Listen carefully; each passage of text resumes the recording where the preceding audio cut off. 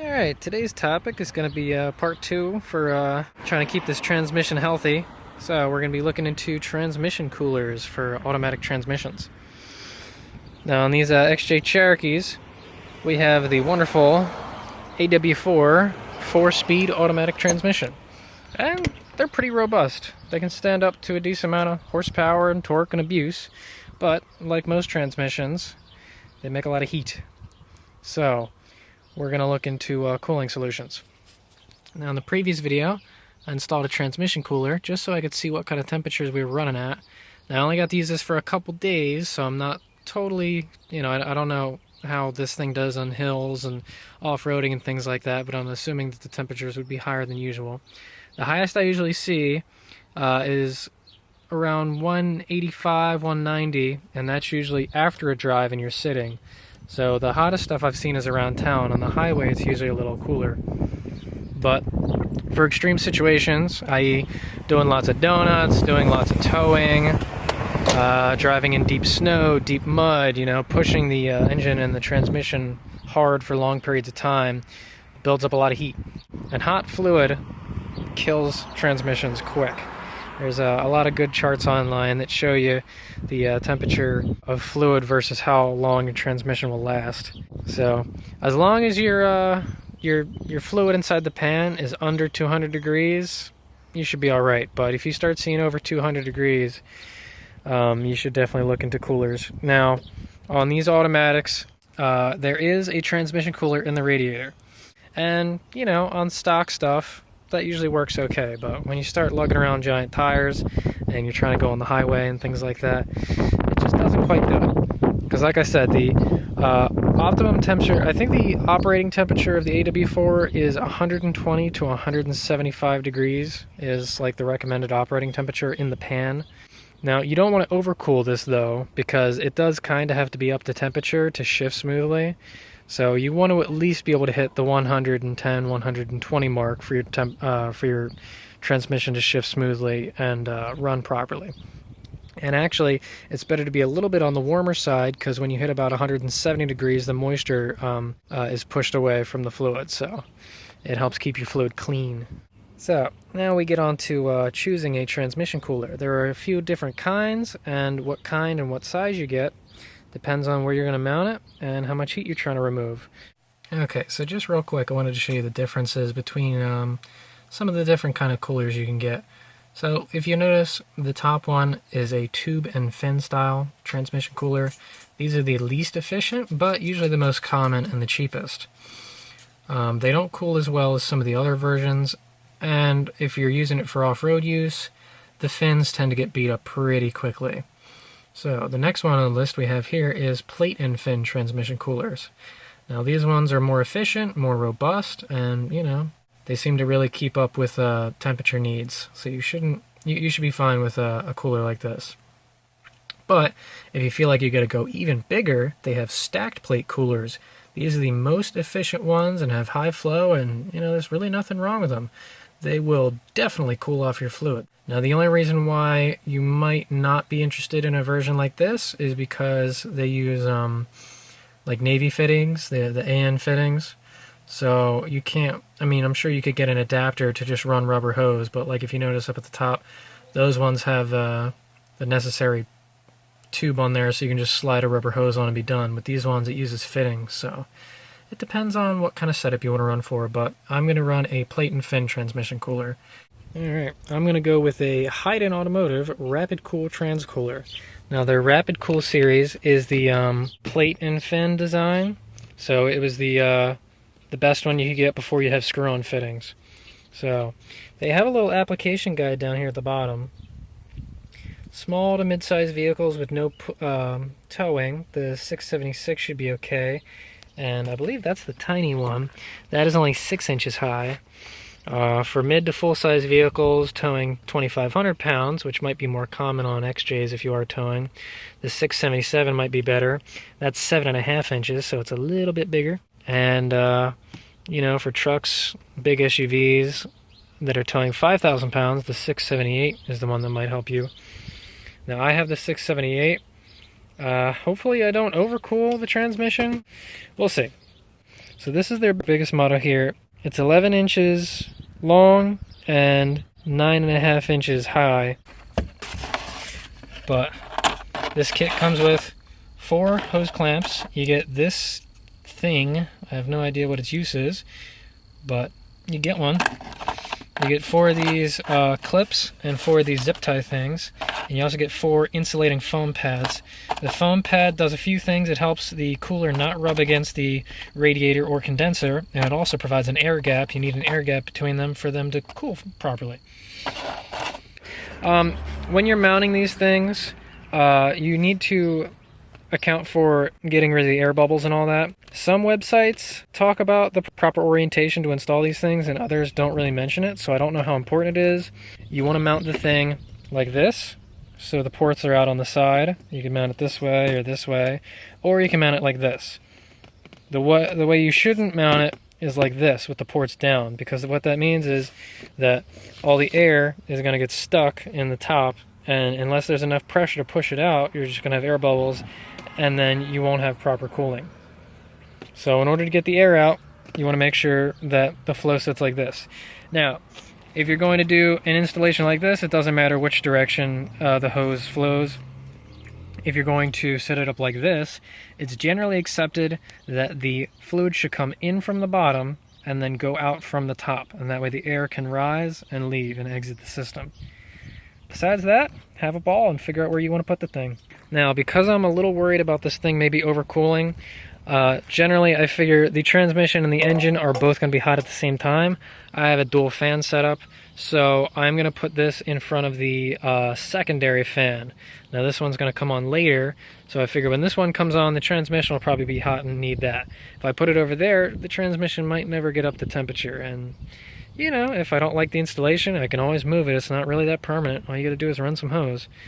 So I'm going to see if I can fit it on the right side of the grill back here. I don't have a condenser anymore for the AC, so I should have plenty of room in there. So I don't know. I'll take this grill off and see what I can do. There's just a bunch of little Phillips head screws in the corners and whatnot. It's just a bitch getting it around the winch. So okay, through some careful wiggling, you can get the grill out and expose the wonderful radiator underneath. This has a bit of a lip at the top, so it's going to be a pain in the ass to try and wiggle it out. But if you can pull it forward and get it out from underneath this little lip, you should be able to pull it up. Little Phillips head screws, take that out so you can see all the mounts over here. So, now then. Okay, one more note on the bubbles from what I was reading.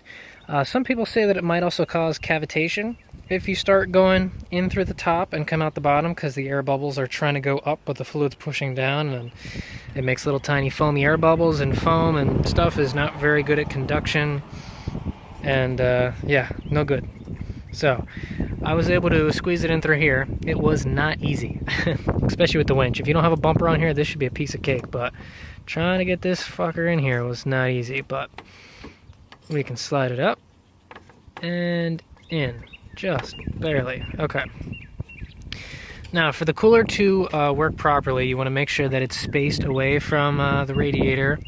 Okay, so you know how to pick out a cooler for yourself, but now you got to figure out how you're going to run everything.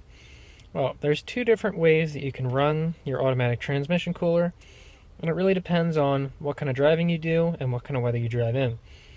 For daily drivers that see cool weather and warm weather, the recommended setup is preferred. So the transmission will go through the radiator first, and then through the cooler afterwards, so that the fluid is cooled down. So the reason why you keep the radiator in the loop is not so much for cooling, but actually for warming, because you want the transmission to get a little warm. You're trying to get it up to temperature at least.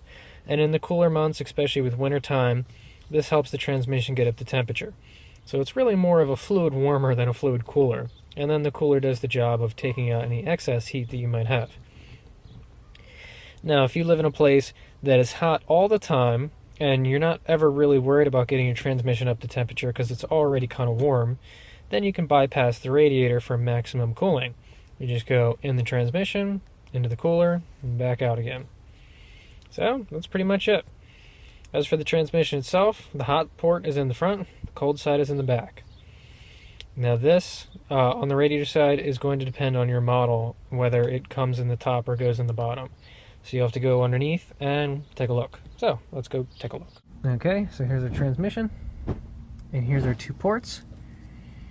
So here's our cold side towards the back of the truck, and here's the hot side at the front of the truck. So you're going to follow your lines and figure out where they go.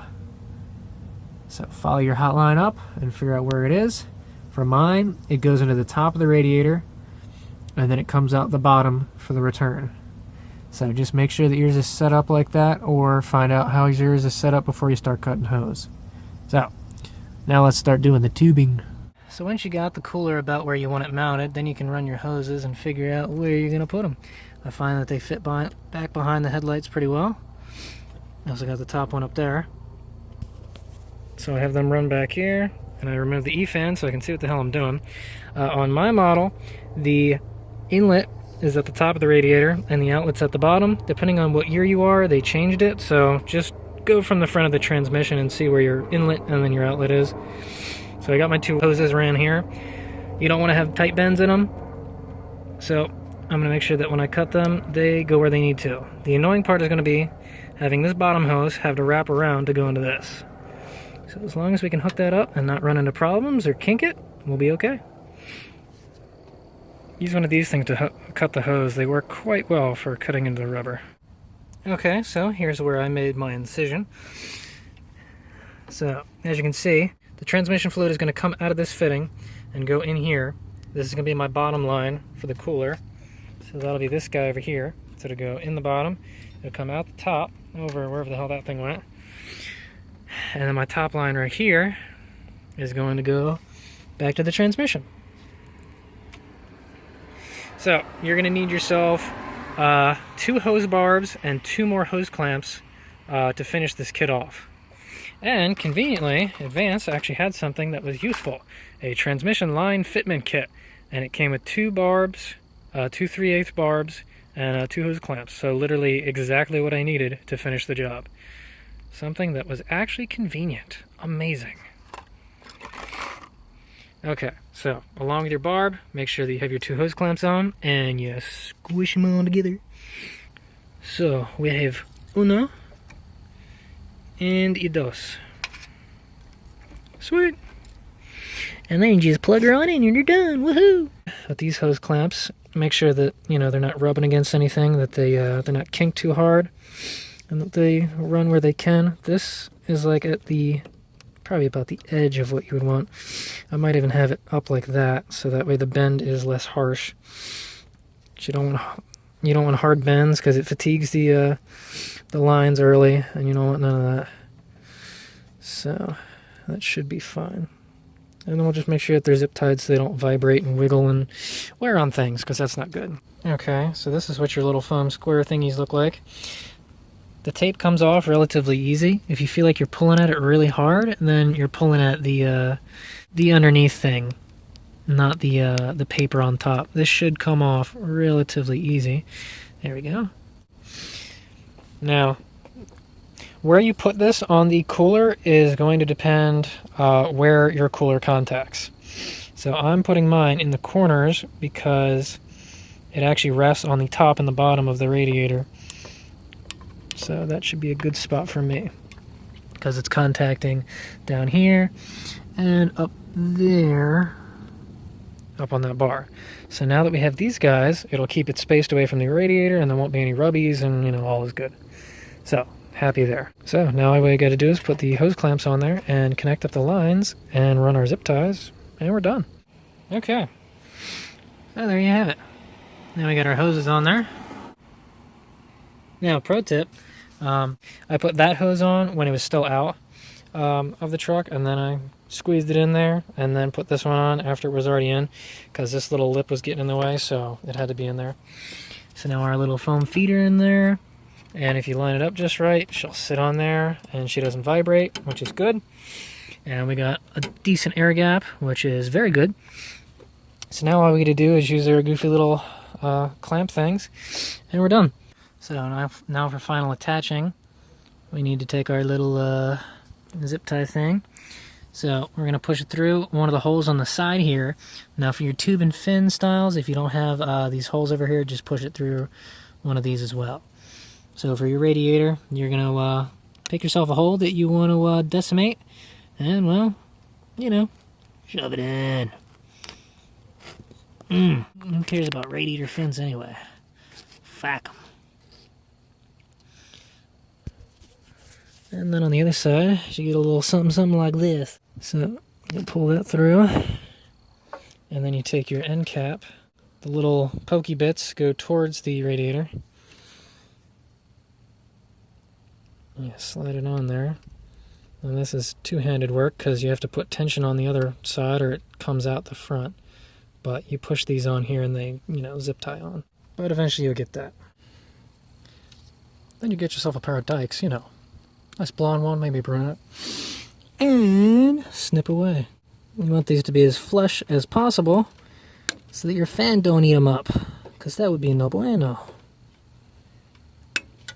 So now we just have to secure these hoses in a fashion that won't rub against each other and chafe them through so that we don't have catastrophic transmission failure, because that's what we're trying to avoid here. So now we just got to run the transmission and make sure there's no leaks. And actually, we're going to do that before we put everything back together.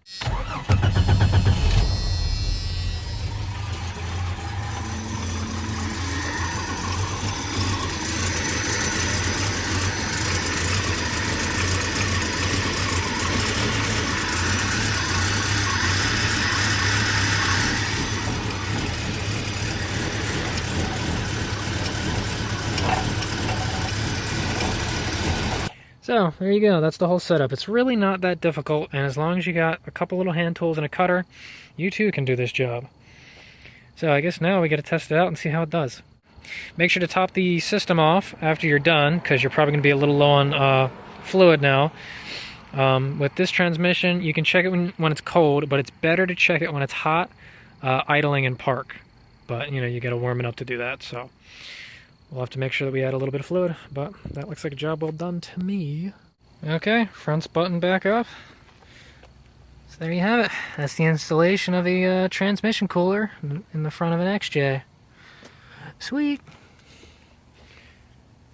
And everything's zip tied out of the way and nice and tidy now, so no more problems.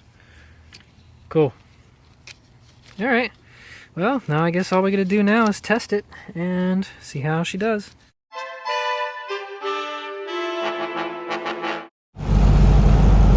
Okay, so we seem to have leveled off. We're about 15 miles after the last update. Temperature is pretty much kind of pegged. Transmission is leveled off a little bit above 140, and this has been like this for the past 10 miles. After only sitting for about 10 seconds, you can see it's jumped up to 160 now. So that's after sitting, after getting right off the highway. Okay, so this is after driving for another 5 miles at around 45. So here's the transmission gauge. It was sitting at about 160 when I was slowing down a little bit, but when I got back on up to speed, it would drop down to about 150. So now this is parked. This is the highest I've ever seen it. It's sitting at about 180. Okay, so just driving around town, I noticed my temperature was getting up a little high.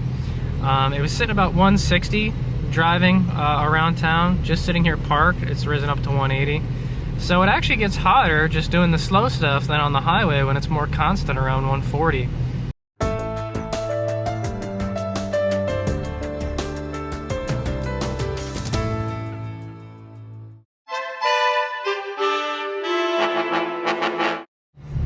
Alright, so here we are after the transcooler. Around town, the highest I saw while cruising was about 160, and when the secondary fan kicks on that cools the transcooler, it drops down to 150. I've seen like 145 as well. So around town cruising is definitely a lot lower, especially like, you know, we're parked right now and she's just sitting pretty, so I'm pretty impressed. All right, some real world testing. Here we are out on the trail. Pretty toasty today. Transmission's working a little bit. We're sitting at about 180, 185. So she definitely gets a lot hotter on the trail use. So I guess that cooler does a lot better for off-road performance, so that's nice at least. Focus, you fuck! Yeah. So just doing some donuts. Notice I can get the temperature up pretty high. about what we were running before on the highway. And the transmission's pretty hot too. But not terrible, so, you know. It could be better, but it does well for now.